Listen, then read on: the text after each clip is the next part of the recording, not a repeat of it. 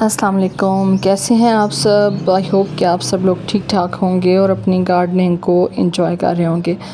आज की जो वीडियो है उसके अंदर हम देखेंगे कि किस तरीके से आप अपने जो ट्यूब रोज़ेज़ हैं उनको फ्लावरिंग पे लाने के लिए थोड़ा सा तैयार कर सकते हैं कि आपके जो ट्यूब रोज़ हैं वो अगर हेल्दी आपके बल्ब्स हैं और आपने हेल्दी बल्ब्स लगाए हैं तो फिर ये है कि कोई वजह नहीं होनी चाहिए कि आपके जो ट्यूब रोज़ हैं वो अपने आने वाले सीज़न में अच्छे से फ्लावरिंग ना करें। तो ये एक तकरीबन 10 से 12 इंच का प्लास्टिक का पॉट है जिसके अंदर मैंने ये अपने ट्यूब रोज़ेज़ के बल्ब्स लगाए थे और ये माशाल्लाह से हेल्दी मैच्योर बल्ब थे। वैसे तो ट्यूब रोज़ेज़ के जो बल्ब्स हैं वो ऑनलाइन आप बहुत आसानी से जो है वो ऑर्डर कर सकते हैं। दराज पे भी कई सारे ऑप्शन आपके पास होते हैं कि अगर आप इनके बल्ब्स को ऑर्डर कर दें, चाहे तो आप सेपरेट एक एक बल्ब करके भी मंगवा सकते हैं और पूरा जो क्लम्ब होता है वो भी आप मंगवा सकते हैं। ये आपकी अपनी चॉइस के ऊपर है। इजीली मिल जाते हैं। इसके अंदर सिंगल पेटल भी होते हैं, डबल पेटल भी, और ख़ूबसूरत खुशबूदार जो है इसके फूल होते हैं।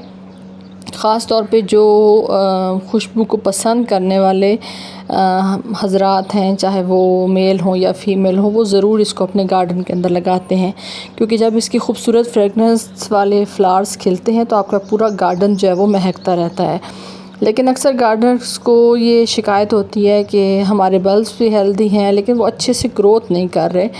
तो आज मैं आप लोगों के साथ एक टिप है, ट्रिक है, वो मैं शेयर कर रही हूँ।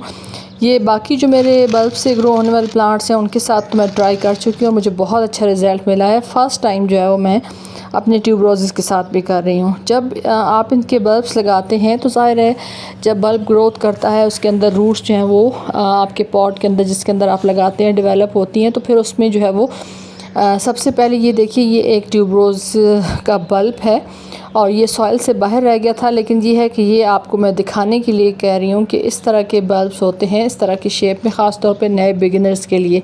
तो उनको आप डिग करके कम से कम 2 से 3 इंच जो है वो लगा दें और यहाँ से आपको इंडिकेट हो जाएगा कि जहाँ से स्प्राउटिंग हो रही है वो हिस्सा आपने ऊपर रखना है, जबकि जो दूसरा हिस्सा है उसको आपने ज़मीन के अंदर अच्छे से जो है वो होल करके उसके अंदर ये बल्ब जो है वो लगाना है।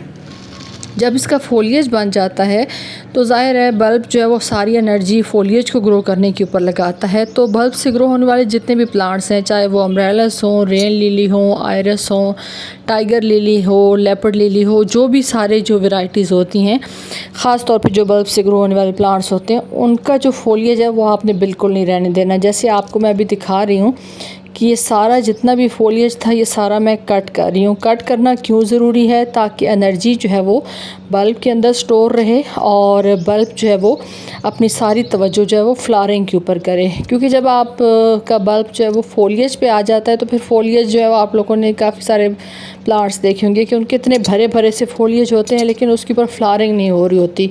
और अक्सर गार्डनर को यही शिकायत होती है कि इतनी जो है वो हमने मेहनत की है, इतनी कोशिश की है कि हमारे पास जो है वो बल्ब से ग्रो होने वाले प्लांट्स जो हैं वो अच्छे से फ्लावरिंग करें, लेकिन वो फ्लावरिंग नहीं करते। तो उसके लिए जो एक मेन टिप है, ये मैं रेन लिली के ऊपर भी आजमा चुकी हूँ और अम्ब्रेलस के ऊपर भी। तो बहुत आसानी से इसी टिप को आप फॉलो करके लगा सकते हैं अपने गार्डन के अंदर ट्यूब रोज़ेज़ को और ज़्यादा चांसेस जो है वो पा सकते हैं कि इसकी बहुत खूबसूरत फ्लावरिंग जो है वो आपके पास हो। दूसरा ये कि सॉइल मीडिया किस तरह का है, सॉफ्ट, सैंडी और रिच फर्टाइल वाला जो सॉइल मीडिया वो आपने इसको देना है। यानी इसमें अगर मैंने इस टाइम पे ये जो लगाए हुए हैं ये पत्तों की खाद गार्डन सॉइल और सैंड के अंदर लगे हुए हैं। और पत्तों की खाद जो है वो ज़ाहिर है एक ऐसा सॉइल मीडिया है, फर्टिलाइज़र है कि अगर वो थोड़ा सा ज़्यादा भी आप अपनी सॉइल के अंदर ऐड कर लें तो वो प्लांट्स के लिए नुकसान नहीं होता। लेकिन ये है कि वो स्लो रिलीजिंग फर्टिलाइज़र में उसका शुमार होता है कि वो काफ़ी टाइम तक आपकी जो मिट्टी है उसको ज़रखेज़ भी बनाए रखता है और जितनी न्यूट्रिएंट्स चाहिए होते हैं वो प्लांट को मिलते भी रहते हैं। दूसरा अब आपने ये करना है कि थोड़ा सा जब बेहतर जो है वो वेदर होता है तो उस वक्त आपने ये करना है कि इसको लिक्विड फर्टिलाइज़र देना है ताकि इसकी अच्छी से ग्रोथ हो। और इसको मैंने ग्रीन नेट के नीचे भी रखा हुआ है क्योंकि जो टेम्परेचर है वो काफ़ी हाई चल रहा है, 45-46 तक भी कई दफ़ा चला जाता है।